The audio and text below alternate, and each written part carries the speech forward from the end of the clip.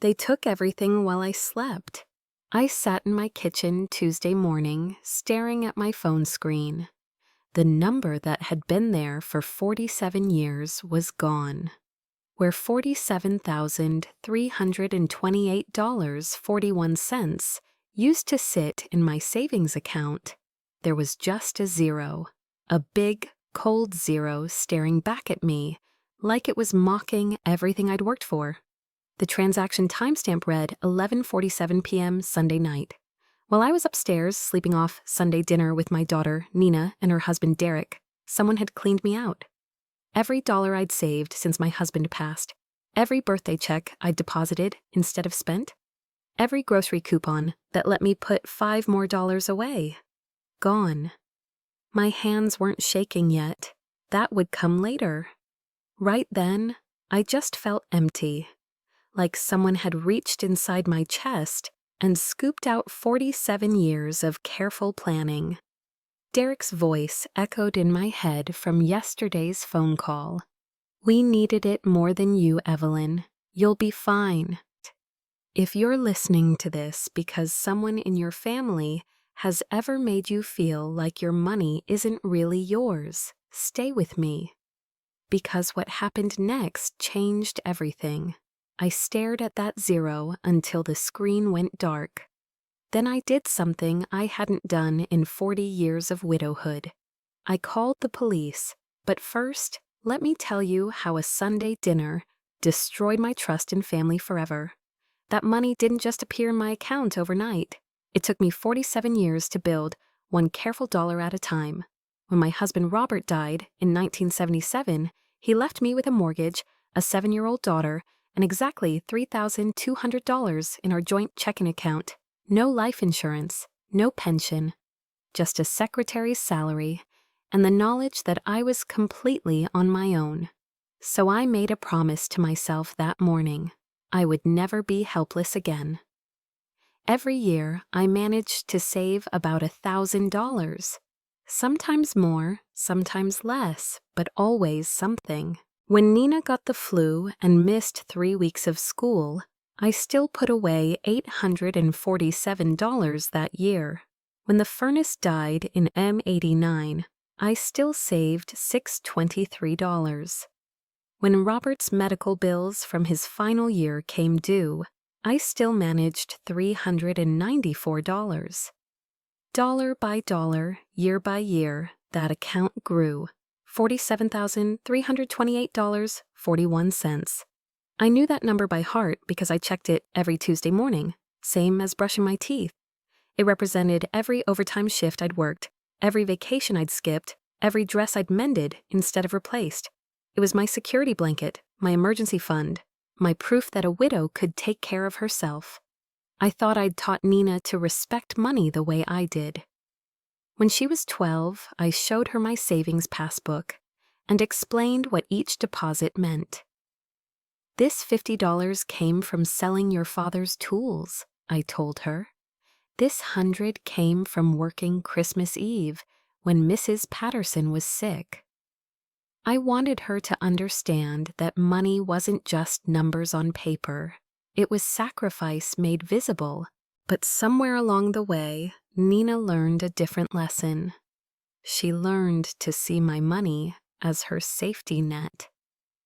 The trouble started last March when Derek lost his job at the warehouse. They called it restructuring, but everyone knew the company was moving operations to Mexico. Suddenly, Nina was carrying the mortgage alone on her teacher's salary, and that 40-year-old house in the suburbs wasn't cheap to maintain. I watched my daughter try to keep it together. The missed mortgage payments she thought I didn't know about. The credit card statements accidentally left on my counter during visits. The way she'd go quiet when Derek talked about finding work, like she was holding her breath. As a mother, it killed me to see her struggle. As a woman who'd been broke before, it terrified me. Derek started asking questions, casual ones at first. "Evelyn, how's that savings account of yours doing?" he'd say over Sunday dinner. "You must be getting some nice interest these days." When I'd give vague answers, he'd push a little more. Nina mentioned you've been saving for a long time. That's smart, really smart. I should have seen it then. The way he leaned forward when he asked about my bank. The way he remembered every offhand comment I made about my financial habits. The way he'd steer conversations back to money whenever Nina left the room. The questions got more specific after Derek lost his job. Which bank do you use, Evelyn? Do you do your banking online? What's your account number again? Nina mentioned she might need to help you with computers someday. Always followed by that smile, like we were just having a friendly chat between family members. Nina never stopped these conversations. If anything, she encouraged them. Mom, you should show Derek how you balance your checkbook. He's so good with numbers.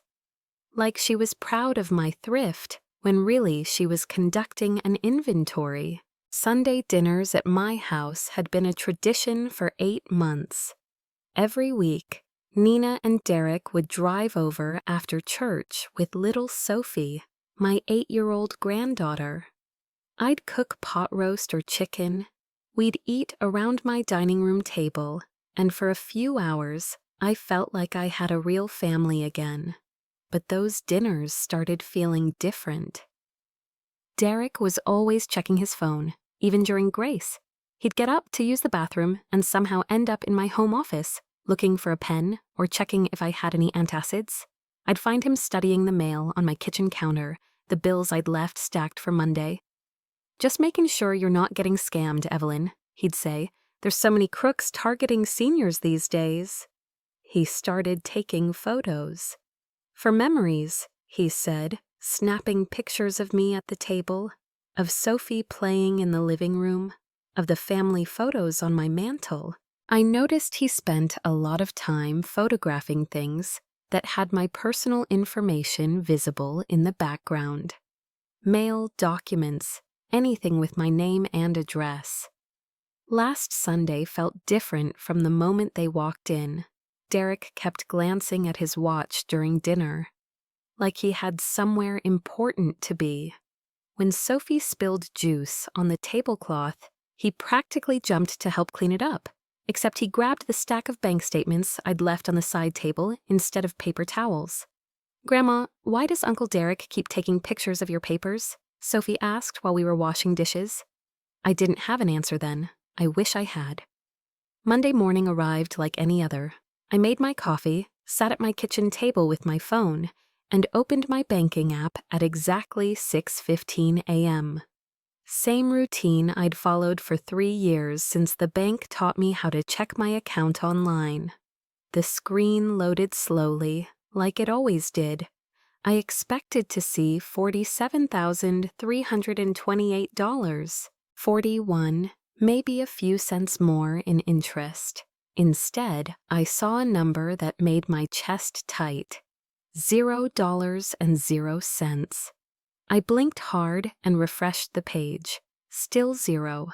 I closed the app completely and opened it again, thinking maybe the bank's computer had made an error. But there it was, clear as daylight. Account balance, $0. Below that, a single transaction line, electronic transfer, $47,328.41, March 24th, 2024, 11:47 p.m., reference hash TXN 445-889-DF, authorized. Authorized. That word hit me like a slap. My phone was already buzzing with notifications I'd missed while I slept. Text message from the bank. Large withdrawal alert. $47,328.41 transferred from your savings account at 11:47 p.m. If this was not you, contact us immediately. Another text. Elder protection protocols have been automatically activated for your account. Please contact our security department. I sat there staring at that timestamp. 11:47 p.m. Sunday night. While I was upstairs in my bedroom, reading before sleep, someone downstairs was stealing my life's work. Someone who knew my account information, my passwords, my security questions. Someone I'd trusted enough to have in my home. The phone was already ringing. Unknown number flashing on my screen. I should have let it go to voicemail. Instead, I answered on the second ring. "Evelyn, it's Derek." His voice was different. Not the friendly son-in-law voice he used at Sunday dinners. This was flat, businesslike, like he was calling to cancel a dentist appointment. "Derek, my money is gone. Someone took all my money last night." "Yeah, about that. Look, Evelyn, I know you're probably upset right now, but you need to understand something. We needed it more than you." The words hung in the air like smoke. We needed it more than you. Not "someone stole your money," or "let's call the police," or "what can we do to help?" Just a simple statement of fact, delivered like he was telling me the weather. "What do you mean, you needed it more?" "Nina's about to lose the house. The bank's threatening foreclosure. Sophie needs stability, Evelyn. She needs her home. You're 73 years old, living alone in a paid-off house.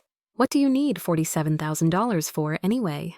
My hand was gripping the phone so tight my knuckles were white, but my voice came out steady, calm. That surprised me.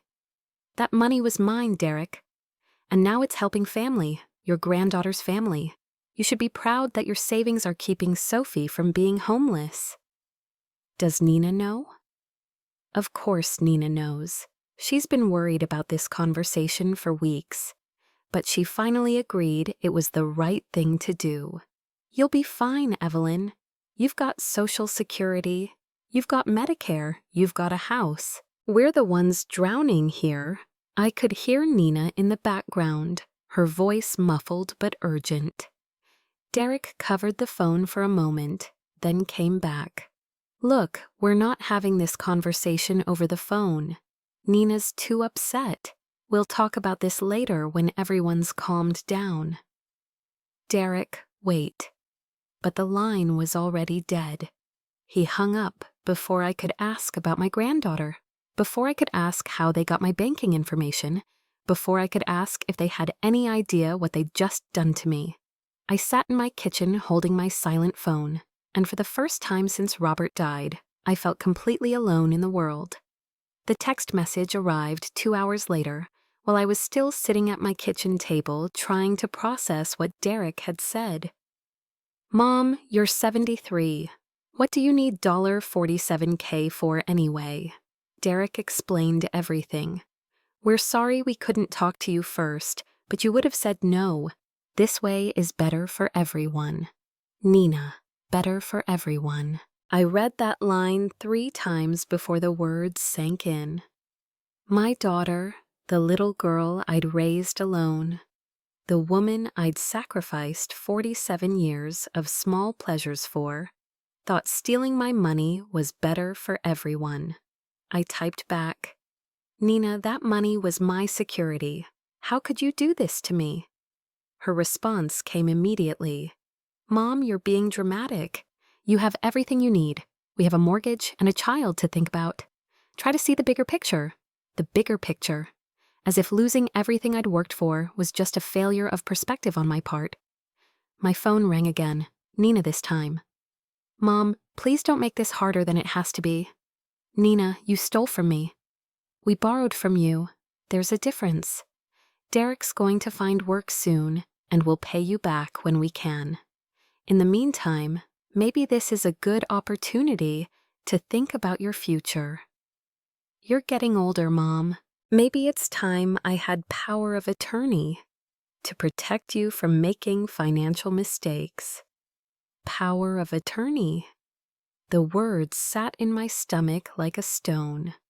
I'd seen what happened to Emma down the street when her son got power of attorney. Suddenly, she couldn't access her own bank account, couldn't write checks, couldn't even buy groceries without permission. She died 2 years later, and her son sold her house before the funeral was over. I don't need protecting, Nina. Mom, you left $47,000 just sitting in a savings account, earning nothing. That's not smart money management. Derek and I are going to invest it properly, make it grow. You should thank us for taking that burden away from you. Thank them for stealing my money, for 47 years of scrimping and saving, for working overtime when my feet ached, for eating peanut butter sandwiches so I could put $5 more away. I should thank them. Nina, I want my money back. That's not how this works, Mom. The money is being used for Sophie's future, for her college fund, for keeping her in a stable home. Don't you want what's best for your granddaughter? And there it was, the trap I should have seen coming. Love Sophie, support the theft, protest the theft, hurt Sophie, as if those were the only two options in the world. She hung up before I could answer. The second call came that evening, Derek again, but this time his voice had an edge I'd never heard before. Evelyn, Nina's really upset. You're making this much more difficult than it needs to be. Derek, you stole my money. Of course I'm upset. See, that's what I'm talking about. You're not thinking clearly about this situation. Maybe it's time to consider assisted living, Evelyn. Somewhere with staff who can help you manage your finances, keep you from getting confused about family matters. Assisted living. The threat hung there like a blade over my head. I'm not confused, Derek. I know exactly what happened. Do you? Because from where I'm sitting, it looks like an elderly woman is getting paranoid about her own family. That's not normal, Evelyn.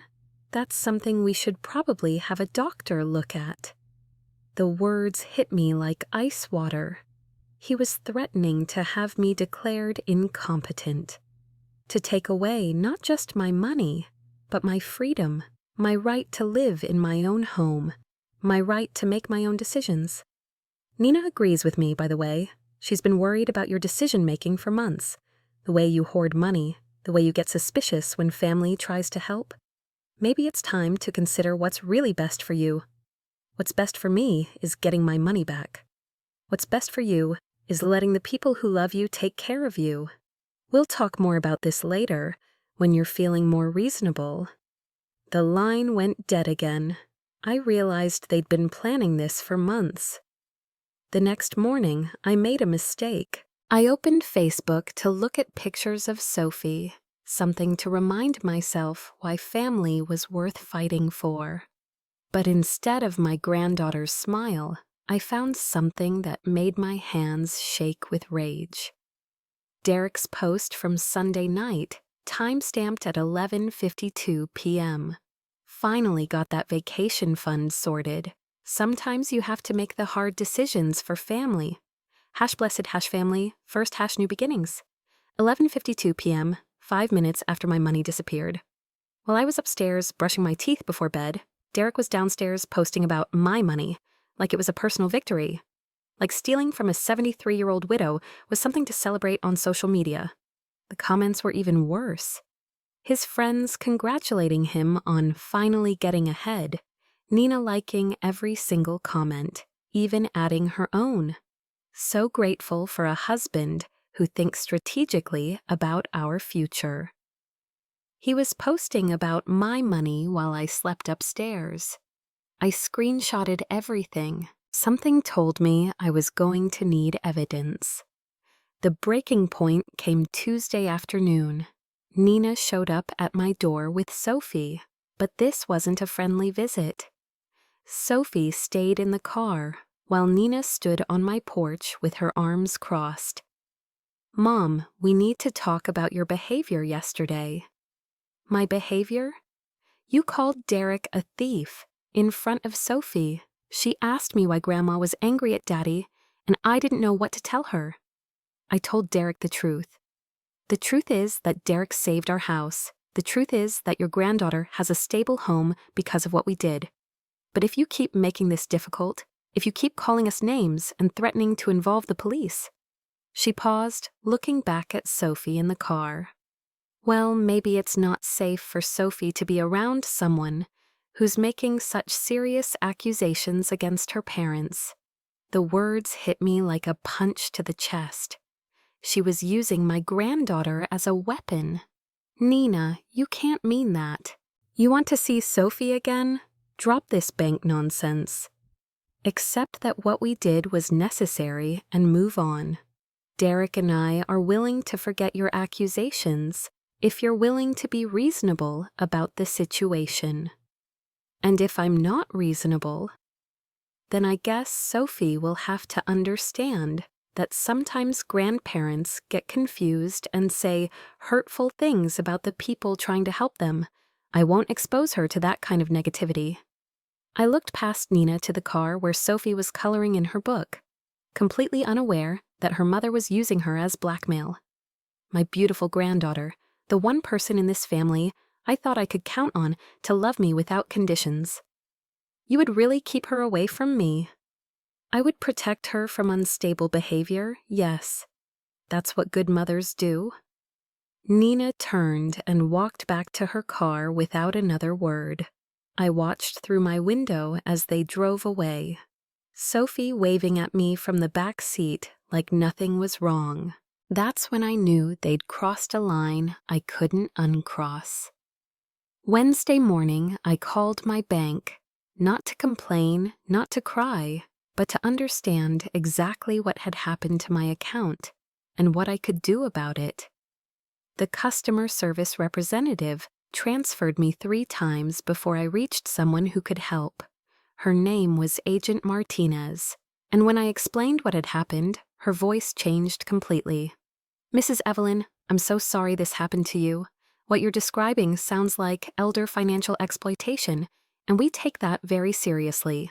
I'm going to connect you with our Elder Protection Unit right away. Elder Protection Unit. I'd never heard those words before, but they gave me the first spark of hope I'd felt since Sunday night. Agent Martinez had badge number 2847 and a voice that made me feel like someone was finally taking this seriously. She explained that the bank had already flagged my account when the large withdrawal triggered their automatic monitoring system. We've assigned your case Elder Financial Exploitation Flag Number EFE 2000 24 4471, she said. That means your account is now under special protection. No one can access it without multiple forms of verification, and we're required to investigate any suspicious activity. She walked me through what had happened. Someone with access to my personal information had initiated the transfer using my online banking credentials. The transaction came from a device that had accessed my account multiple times over the past 3 weeks, always during Sunday evening hours. Mrs. Evelyn, do you live with anyone? Do you have family members who visit regularly? My daughter and her husband come for Sunday dinner every week. And do they have access to your computer, your mail, your personal documents during these visits? I thought about Derek wandering through my house, photographing my mail, asking questions about my banking. Nina encouraging him, facilitating his access to my private information. Yes, they do. Ma'am, what I'm going to tell you might be difficult to hear, but this appears to be a coordinated effort by people who had intimate knowledge of your financial habits and personal information. The good news is that we have digital forensics capabilities that can trace exactly how your account was accessed and when.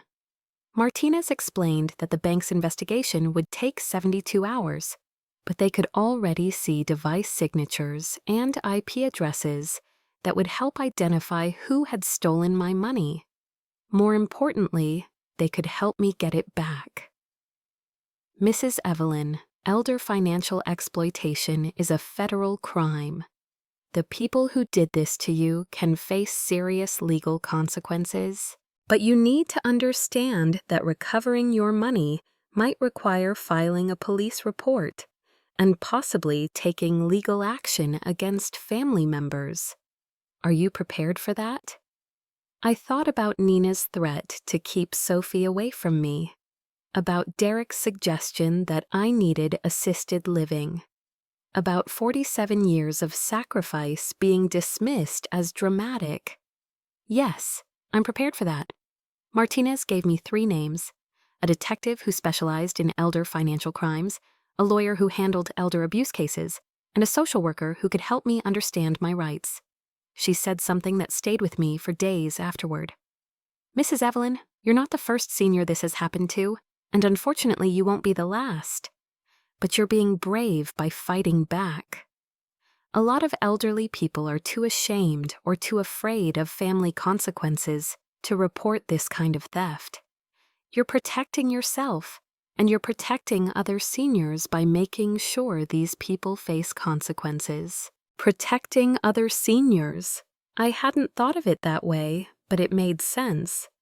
If Nina and Derek could do this to me, they could do it to someone else's mother or grandmother.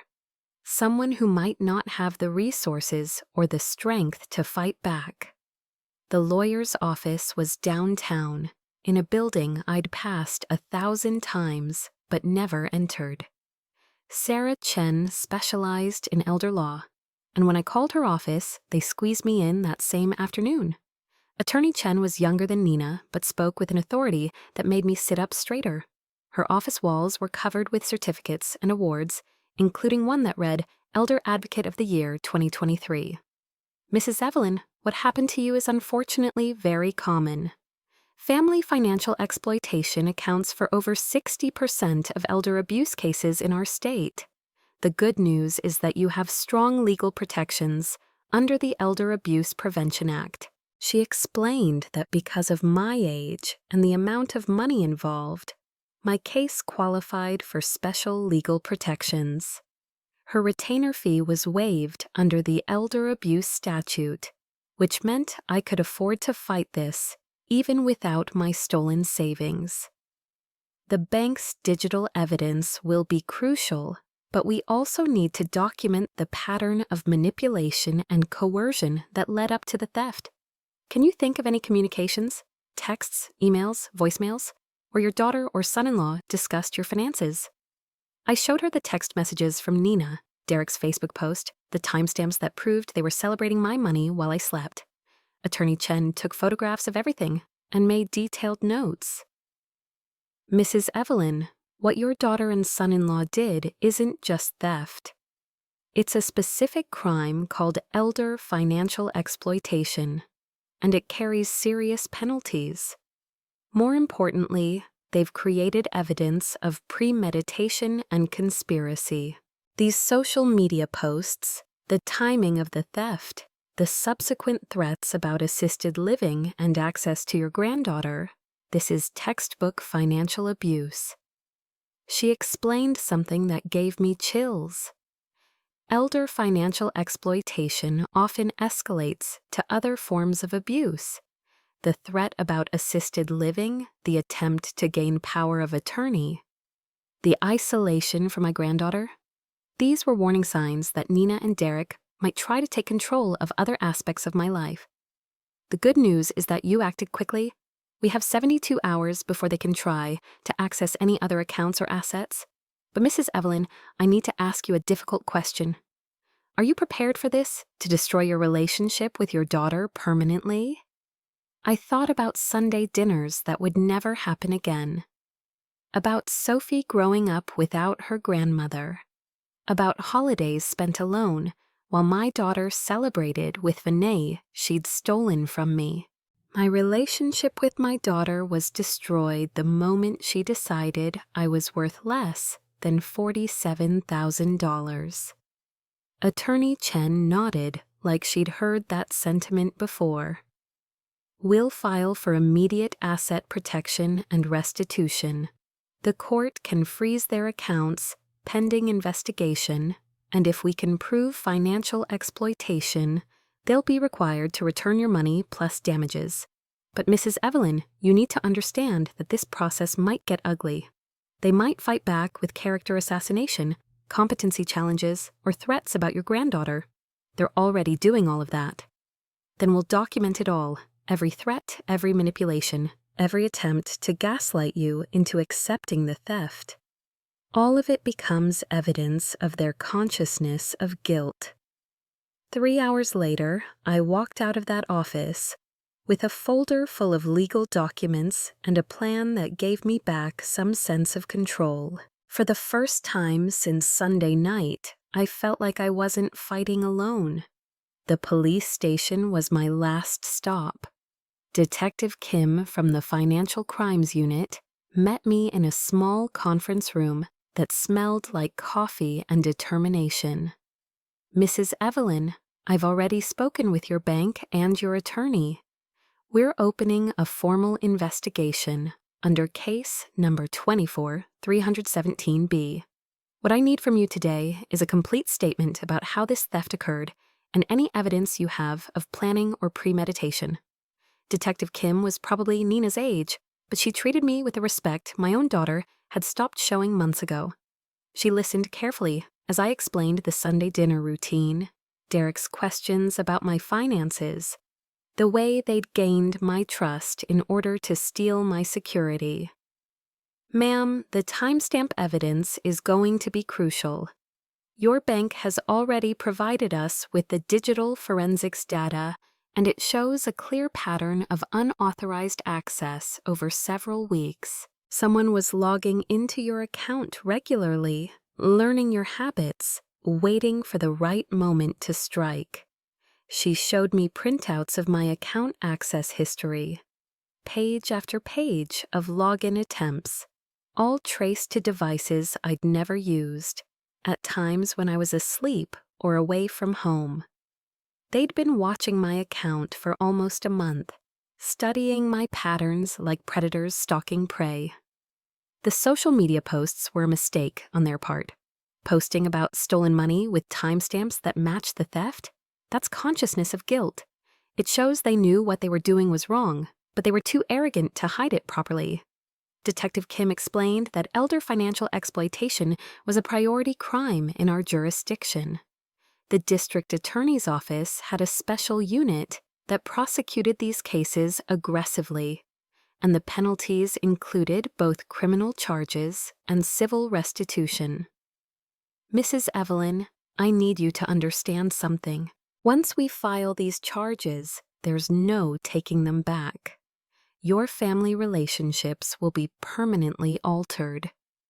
Are you sure this is the path you want to take?" I thought about the zero in my bank account, about Nina's threat to keep Sophie away from me unless I accepted the theft, about Derek suggesting I needed assisted living because I was confused about family matters. "Detective, they didn't just steal my money. They stole my dignity, my security, and my granddaughter's respect for her grandmother. If I don't fight back, they'll do it again, to me and to someone else." Detective Kim smiled for the first time since I'd entered the room. "Ma'am, we're going to get your money back. And we're going to make sure they understand that elder abuse has serious consequences in this community." I walked out of that police station with case number 24-317B written on a card in my wallet and a court date scheduled for the following week. For the first time in 4 days, I felt like I had an army behind me, instead of fighting this battle alone. The war for my dignity was about to begin. The bank's forensics department looked nothing like the customer service lobby. Agent Martinez led me through a secure door into a room filled with computers and technicians who spoke in code about IP addresses and device signatures. This was where they caught people who thought online banking was anonymous. "Mrs. Evelyn, I want you to meet our digital forensics specialist, Tom Bradley. He's been analyzing your account access logs, and what he found is going to help us nail whoever did this to you." Tom was a quiet man in his 40s who spoke about computers the way doctors speak about X-rays, with complete confidence in what the evidence revealed. "Ma'am, whoever accessed your account left digital fingerprints everywhere. Every time someone logs into online banking, our system records the device signature, the IP address, the location, even the typing patterns. It's like a digital DNA sample." He showed me printouts that looked like gibberish to me, but apparently told him everything he needed to know. Your account was accessed from IP address 192.168.1.47 on Sunday night at 11:47 p.m. That same IP address accessed your account 14 times over the past 3 weeks, always between 8 p.m. and midnight on Sundays. The device signature matches a Samsung Galaxy phone, model number we can trace to specific retail purchases. Tom pointed to a timeline that mapped every unauthorized access to my account. It looked like a stalker's schedule.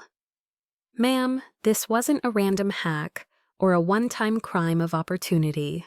Someone was monitoring your account systematically, learning your patterns, waiting for the right moment to strike. They knew exactly how much money was in your account because they'd been watching it grow for weeks. The most damning evidence was something I never would have thought about. The bank's system recorded not just when someone accessed my account, but how they navigated through the pages. The person who stole my money had spent considerable time in my account history, reviewing months of transactions, studying my spending habits. Whoever did this was looking for something specific. They weren't just grabbing whatever money was available.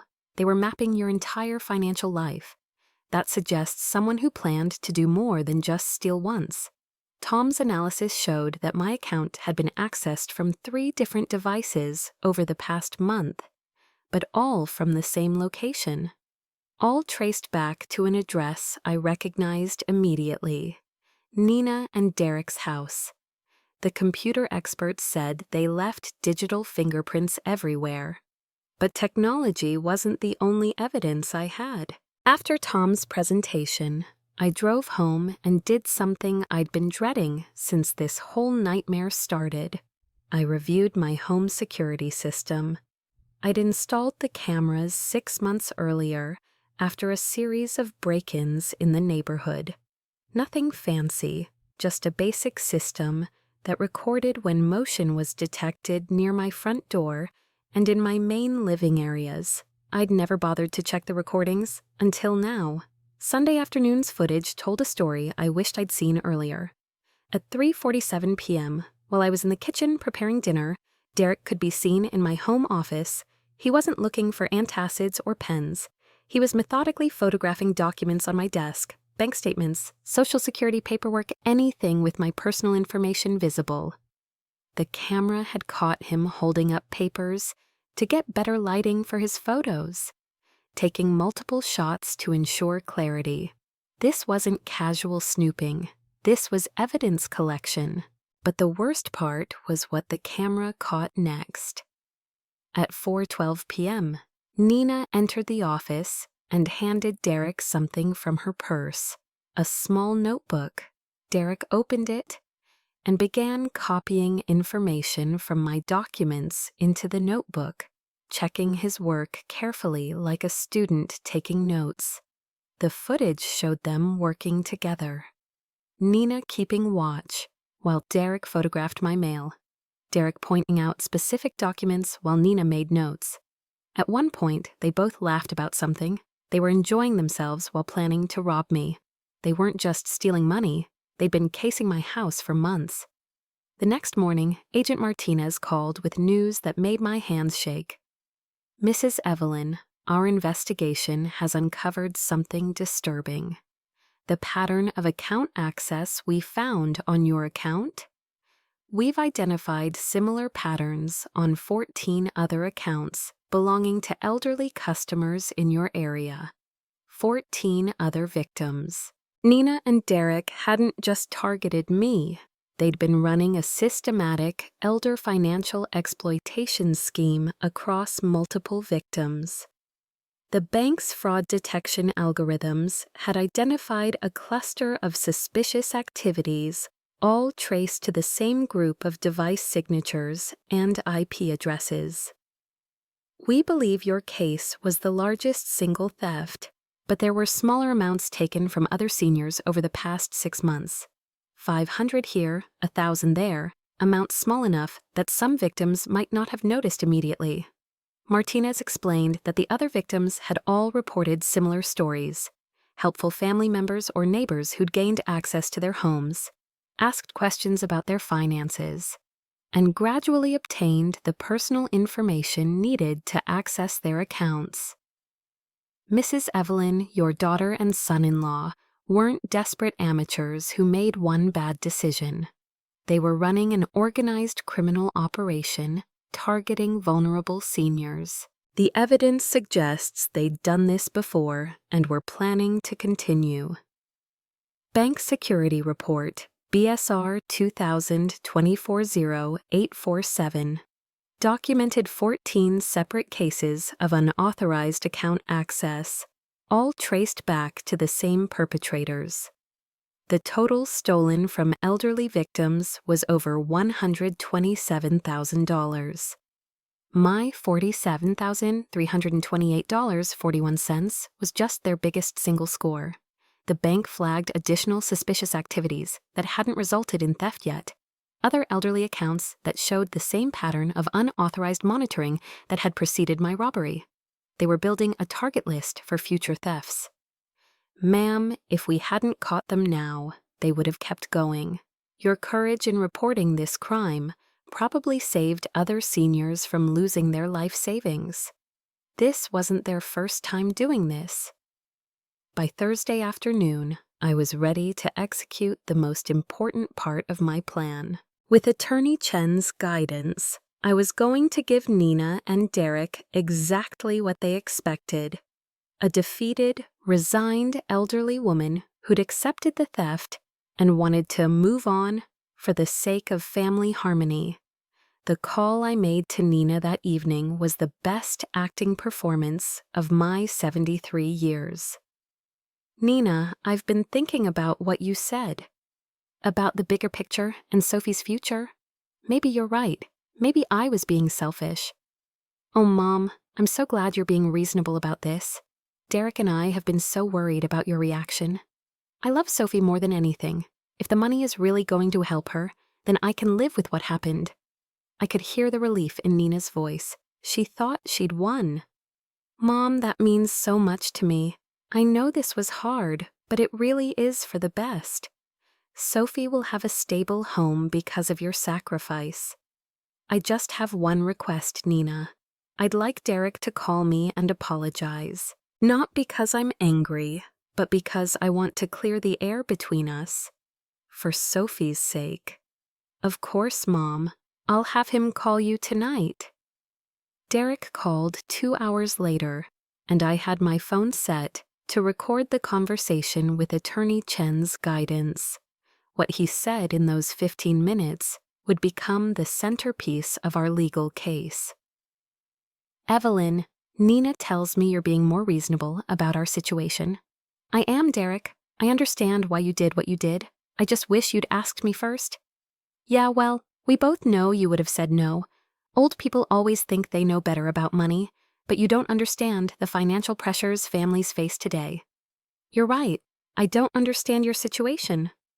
Exactly. Look, Evelyn, what we did saved our house and Sophie's future. Sometimes family members have to make tough decisions for other family members who can't see the big picture. I let him keep talking, and Derek did something that proved how arrogant criminals become when they think they've gotten away with their crimes. He started bragging. The bank stuff was actually easier than I thought it would be. Once I had your account information, their security was a joke. I could have taken more if we'd needed it, but 47 grand was enough to solve our immediate problems. He actually bragged about how easy it was to fool the bank. Derek, how did you get my account information? Come on, Evelyn. You left your bank statements lying around every time we came over for dinner. Your computer password was your birthday. Your security questions were all family information I already knew. It took me 3 weeks to collect everything I needed, but you made it pretty easy. 3 weeks. He'd been planning this robbery for 3 weeks, using our family dinners as opportunities to steal my personal information. Every smile, every hug from my granddaughter, every "I love you, Grandma," had been cover for their reconnaissance operation. The timing worked out perfectly, too. Sophie had that sleepover at her friend's house Sunday night, so we didn't have to worry about her overhearing any awkward conversations.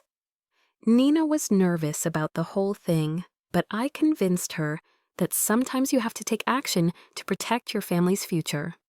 By the time Derek finished talking, I had 15 minutes of recorded confession admitting to premeditated theft, identity fraud, and conspiracy. He'd implicated Nina as a willing participant and provided details about their planning that corroborated everything the bank's forensics had uncovered. Attorney Chen called it consciousness of guilt in high definition. Friday morning brought news that felt like Christmas, and justice wrapped into one phone call. Detective Kim called me at 7 a.m. with an update that made me sit down hard in my kitchen chair. Mrs. Evelyn, we executed Court Order CV 2024-6891 this morning. Your daughter and son-in-law's bank accounts have been frozen pending our investigation, and we've recovered $43,847 of your stolen money. $43,847. They'd only managed to spend $3,500 of my life savings before the legal system caught up with them. The freeze caught them trying to withdraw another $5,000 yesterday morning. They were at an ATM when the bank's security system denied the transaction and flagged their attempt for our investigation team. Detective Kim explained that the court order had been based on the bank's forensics report, my attorney's evidence filing, and Derek's recorded confession. No judge was willing to let suspected elder abusers keep access to potentially stolen money while the case was pending. Ma'am, they've been served with court papers and informed that any attempt to access frozen assets will result in additional charges. Your daughter called our office 3 times yesterday, demanding an explanation. She doesn't seem to understand that elder financial exploitation is a serious crime. The recovery process revealed evidence that Derek and Nina had been more ambitious than I'd realized. Bank records showed they'd used my stolen money to make mortgage payments, pay off credit cards, and purchase a new car. They'd treated my life savings like their personal ATM. But the most satisfying detail came from Detective Kim's final update. Mrs. Evelyn, when we froze their accounts, we also put fraud alerts on their credit reports and social security numbers. This morning, Derek was denied employment at 2 different companies because the background checks flagged him as under investigation for elder financial exploitation. Apparently, he'd been applying for jobs while spending your money. Nina called me crying that afternoon, but not to apologize. She was angry that their accounts had been frozen and Derek couldn't find work with a fraud investigation on his record.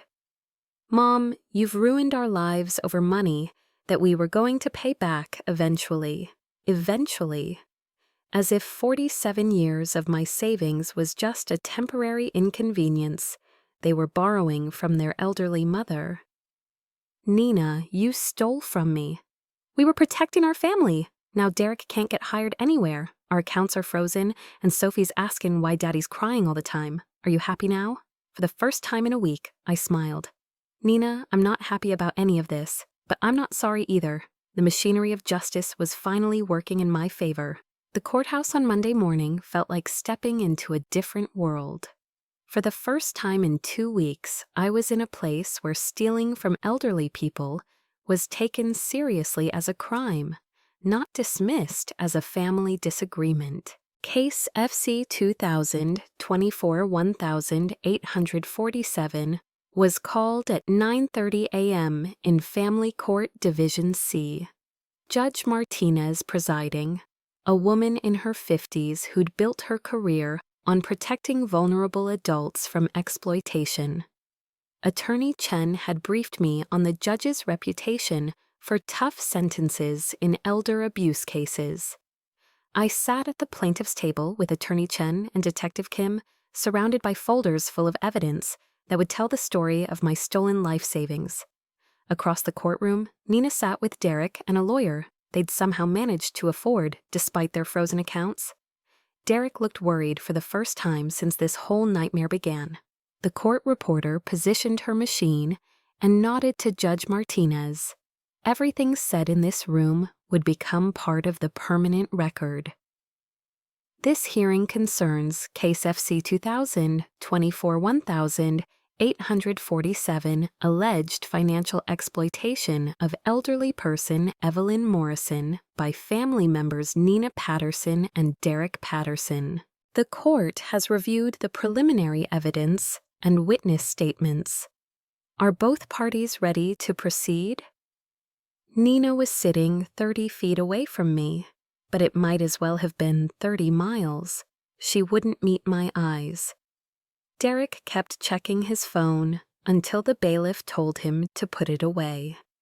Their lawyer, a young man who looked like he'd rather be anywhere else, shuffled through papers with the frantic energy of someone who knew he was defending the indefensible. Attorney Chen stood to address the court. Your Honor, the evidence will show that the defendants engaged in a systematic campaign to exploit Mrs. Morrison's trust and steal her life savings. This was not a family loan or a misunderstanding. This was premeditated theft, targeting a 73-year-old widow who had worked 47 years to build financial security. Judge Martinez nodded and looked directly at me. Mrs. Morrison, before we proceed, I want you to understand that this court takes elder financial exploitation very seriously. The testimony you're about to hear may be difficult, but it's necessary to establish the facts of what happened to you. Nina walked in with a lawyer. Derek looked worried. The first witness was Tom Bradley, the bank's digital forensics specialist. He approached the witness stand carrying a laptop and a folder thick with printouts that would destroy any claim this was an innocent mistake. Tom spoke to the court the same way he'd spoken to me, with the quiet confidence of someone who knew exactly what the evidence revealed. Your Honor, the defendant Derek Patterson accessed Mrs. Morrison's online banking account 47 times over a 6-week period leading up to the theft. These weren't random access attempts. The pattern shows systematic monitoring of account activity, studying transaction histories, and testing security protocols. He displayed charts and graphs that mapped every unauthorized login, every illegal access, every moment Derek had violated my privacy to plan his robbery.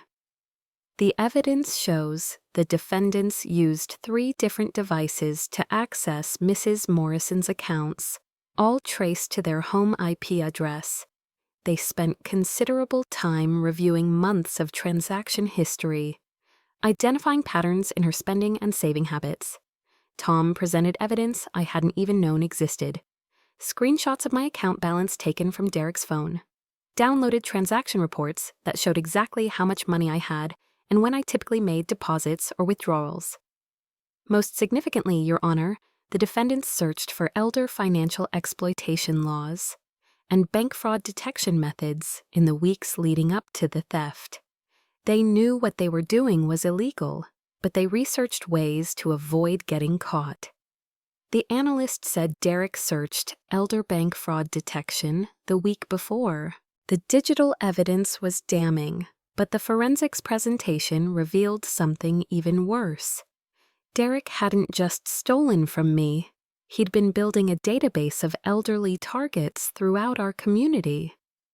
Tom showed the court screenshots from Derek's phone containing names, addresses, and financial information for 17 elderly people in our neighborhood. Photos of mail belonging to other seniors, notes about vulnerability factors, and access opportunities. Your Honor, Mrs. Morrison wasn't the only victim. The evidence shows the defendants were running an organized elder exploitation scheme targeting multiple vulnerable adults in their community. Judge Martinez leaned forward with an expression that could have melted steel. Mr. Bradley, Are you telling this court that the defendants were systematically targeting elderly residents for financial exploitation? Yes, Your Honor. The evidence suggests they had identified 17 potential victims and had already begun surveillance activities on at least 6 of them. Derek's lawyer tried to object, but the judge cut him off. Counselor, your client is accused of stealing nearly $50,000 from his elderly mother-in-law. These digital forensics findings suggest he was planning additional thefts. I'll allow this evidence.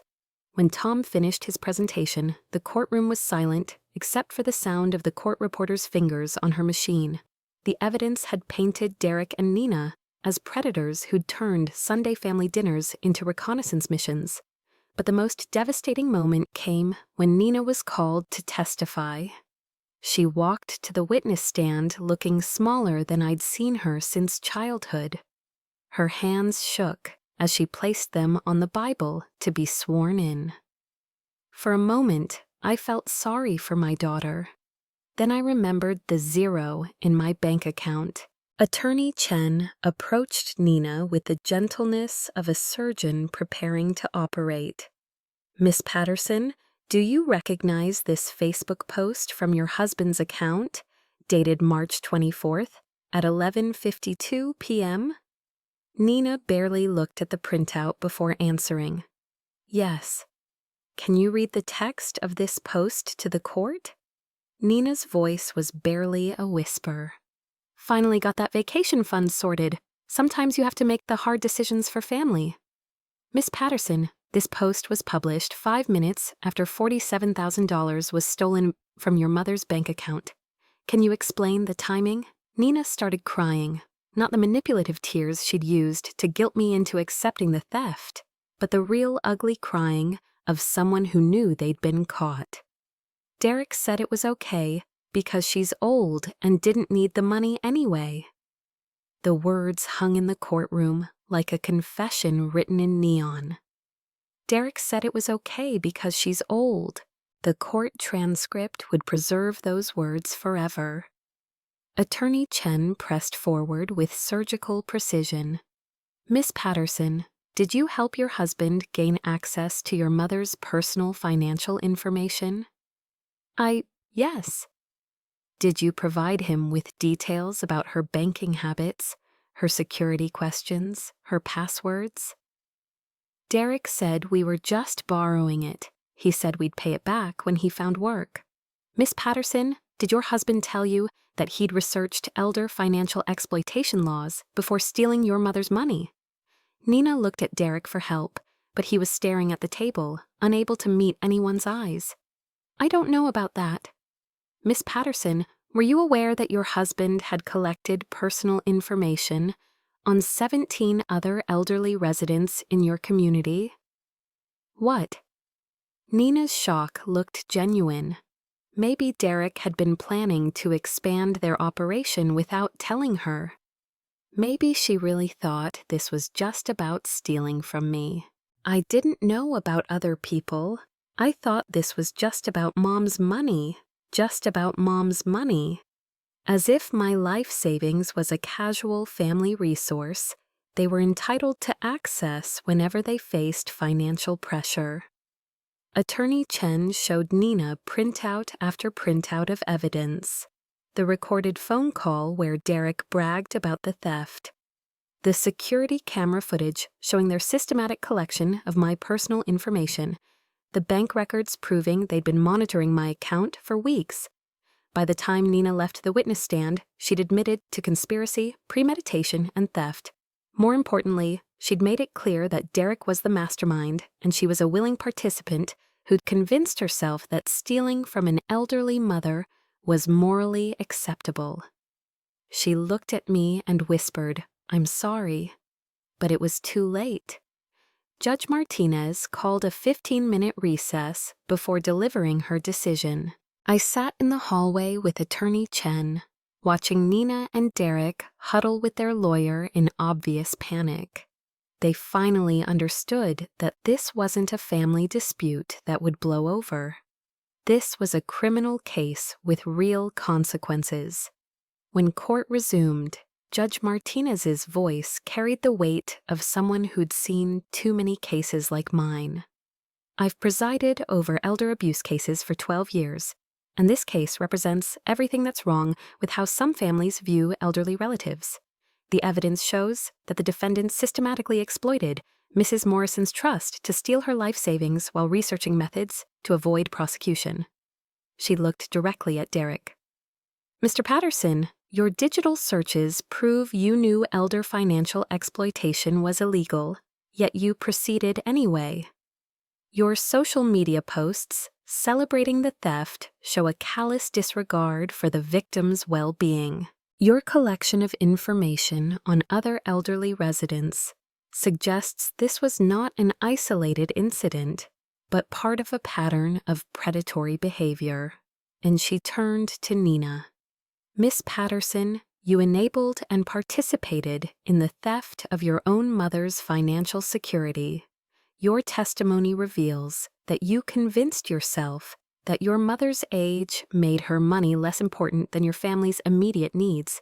That mindset is exactly what elder abuse laws were designed to combat. The judge's decision came in clear, precise language that left no room for appeals or misunderstanding. The court finds the defendants guilty of elder financial exploitation under State Statute 15-401. The defendants are ordered to pay immediate restitution of $47,328.41, plus damages of $12,000 for pain and suffering. $12,000 in damages. I hadn't expected that. And additionally, the court is issuing a 5-year protective order prohibiting the defendants from contacting Mrs. Morrison except through supervised visitation for the minor child Sophie. Any attempt to manipulate, coerce, or financially exploit Mrs. Morrison will result in contempt of court charges and possible imprisonment. 5 years. For 5 years, I would be legally protected from my own daughter's greed. Judge Martinez saved her most important words for last. So, Mrs. Morrison, what happened to you was not your fault. Elder financial exploitation is a serious crime that destroys families and devastates vulnerable adults. You showed courage by reporting this theft and pursuing justice through the legal system. Your willingness to testify will help protect other elderly residents from similar exploitation. She looked back at Nina and Derek one final time.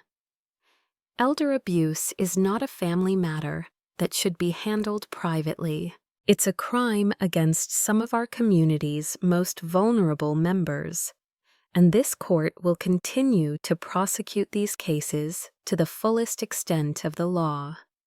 I walked out of that courtroom with a folder full of legal documents that restored my dignity and a court order that would protect me from further exploitation. Most importantly, I walked out knowing that justice still existed for people like me. Judge Martinez said something I'll never forget. Your courage in fighting back will protect other seniors from this kind of exploitation. 6 months later, I woke up in my own house, in my own bed, with my bank account secure and my dignity intact. The number on my phone screen read $52,847.83. My original savings plus restitution plus damages plus 6 months of new deposits. For the first time since Robert died, I had more money than when I started the year. But more importantly, I had something worth more than any dollar amount. The knowledge that no one would ever steal from me again. The security upgrades had cost me $847. But they were worth every penny.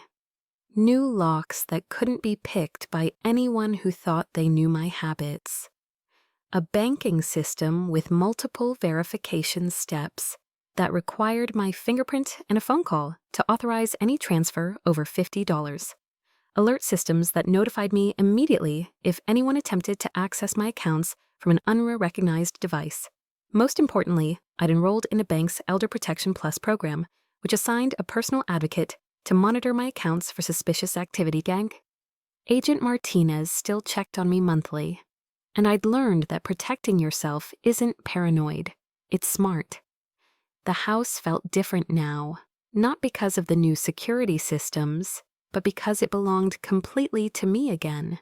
No one was using Sunday dinners to case my home office. No one was photographing my mail or asking probing questions about my financial habits. For the first time in months, I could leave my bank statements on the kitchen counter without worrying about who might see them. I learned that protecting yourself isn't paranoid, it's smart. The hardest part wasn't the money or the legal battles. It was figuring out how to maintain a relationship with Sophie while protecting myself from Nina and Derek. The supervised visitation agreement allowed us to meet for 4 hours every month at the community center with a social worker present to ensure no one pressured me to drop the protective order or discuss financial matters. Sophie was 8 years old, and she didn't understand why we couldn't have dinner at Grandma's house anymore. "Grandma, why don't Mommy and Daddy come with me to visit you?" "Sometimes grown-ups have disagreements, sweetheart, but that doesn't change how much I love you. Mommy says you're mad because they borrowed money from you. She says you're being mean about paying for my house." There it was. Even in supervised visits, Nina was still trying to manipulate the situation, using Sophie to make me feel guilty about protecting my financial security. The social worker intervened gently. "Sophie, adults handle money matters separately from family relationships. Your grandma loves you, and your parents love you, and sometimes adults have to make difficult decisions to take care of themselves." I'd learned to focus on Sophie during our visits and ignore Nina's attempts to recycle the guilt I'd finally escaped. My granddaughter deserved to know her grandmother, but she also deserved to understand that loving someone doesn't mean letting them steal from you. The supervised visitation was bittersweet, but it was honest.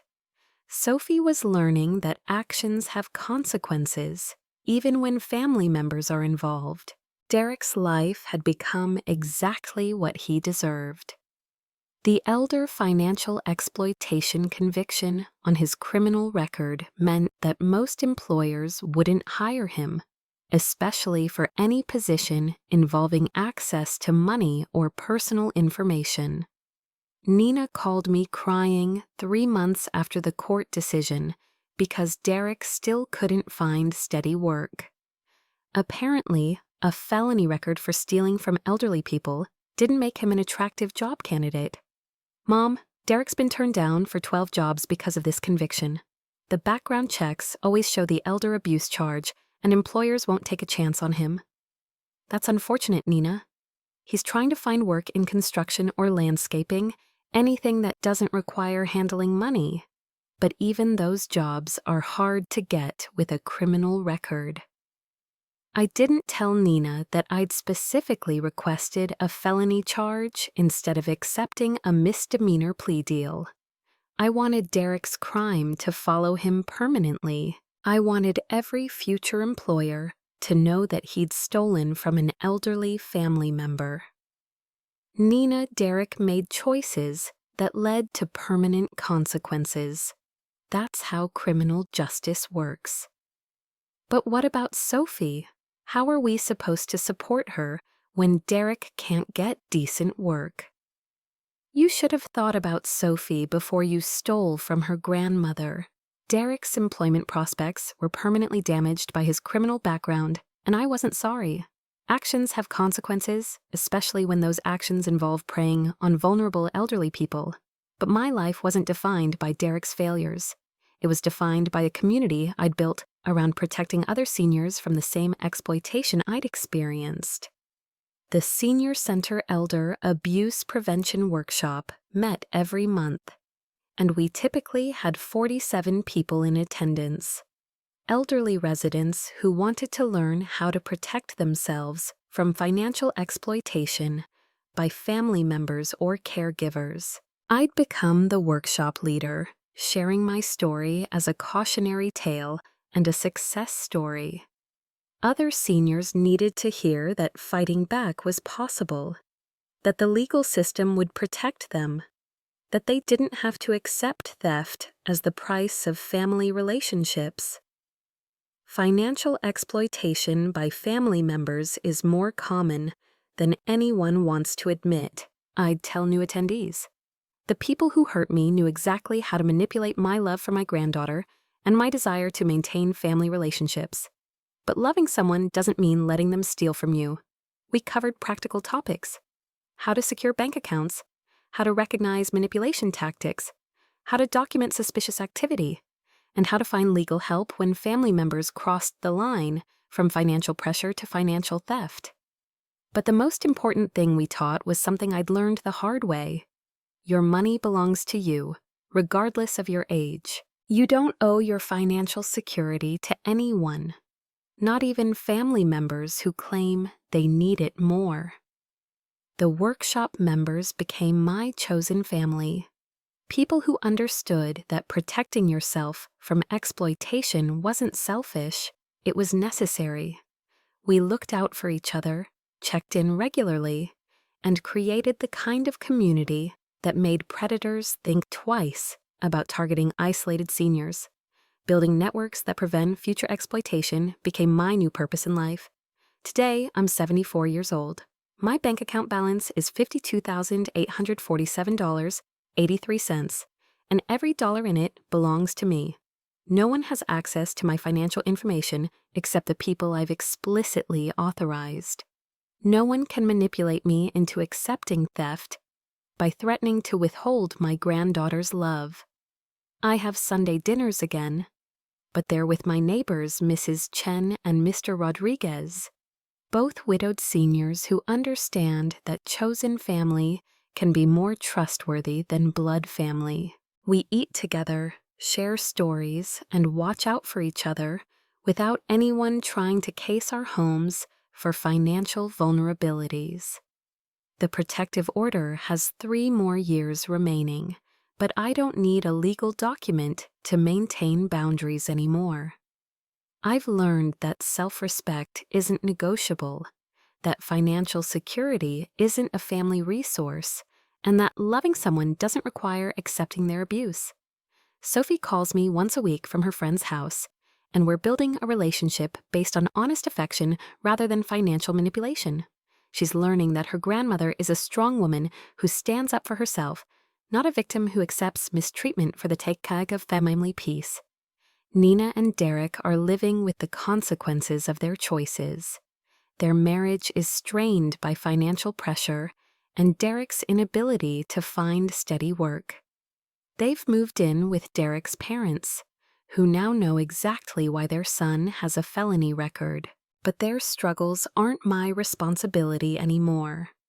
My responsibility is to myself, to my financial security, and to the other seniors I help protect from similar exploitation. If this story sounds familiar, if someone in your family has ever made you feel like your money isn't really yours, trust your instincts. Your money, your rules, period. You don't owe your life savings to anyone, regardless of their relationship to you or their financial problems. The legal system has protections in place for seniors who are being financially exploited. Elder abuse laws exist because this kind of theft is common, devastating, and completely preventable when victims know their rights and aren't afraid to use them. I realized that losing that money gained me something more valuable: my voice. Don't let anyone convince you that accepting financial abuse is the price of family relationships. Real family doesn't steal from you, threaten you, or try to make you feel guilty for protecting your security. Fight back, get help, protect yourself. You deserve better. Your future self will thank you for standing strong today.